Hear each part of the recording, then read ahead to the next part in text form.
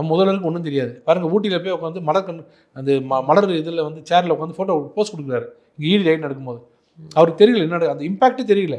இப்போ வந்து எல்லாரும் சேர்ந்து பார்த்தா யார் இவங்கெல்லாம் பார்த்தா ஆகாஷ்ன்றவர் அன்பில் பொய்யாமொழியோட மச்சானுக்கு மச்சான், இவர் அவர் ரத்தீஷ்ன்ற வந்து இவரோட ஃப்ரெண்டு, உதயநிதி ஸ்டாலினோட ஃப்ரெண்டு.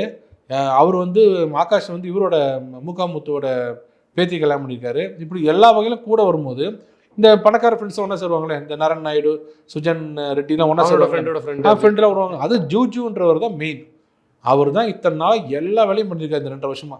அவரை அவர் 3 பேரும் அப்ஸ்கான்.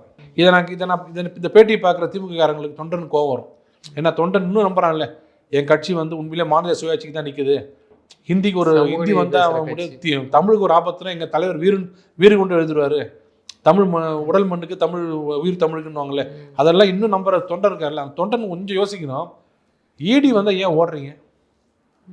ஈடி யாரோ சுஜன் ரெட்டி, யாரோ நரன் நாயுடு, வாங்கப்பான்னு கேட்டால் நேராக போய் நிற்க வேண்டியது தானே. என்ன சார் எனக்கு கூப்பிட்டீங்களாமே, எங்கள் அப்பா யார் தெரியுமா, நான் யார் தெரியுமா, என்ன போய் இந்த மாதிரி தொழிலில் கூப்பிட்றேன்னு கேட்க வேண்டியது தானே. ஏன்னா அவ்வளோ எவிடன்ஸ் கிடச்சிருக்கு.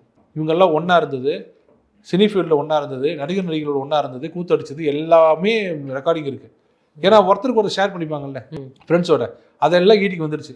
ஸோ இவங்கெல்லாம் யாருன்னு பார்க்கும்போது அதுக்கு முத்தாய்ப்பாக என்ன இருக்குதுன்னா, விசாகனோட இதில் ஃபோனில் இருந்த வாட்ஸ்அப் இது சேட்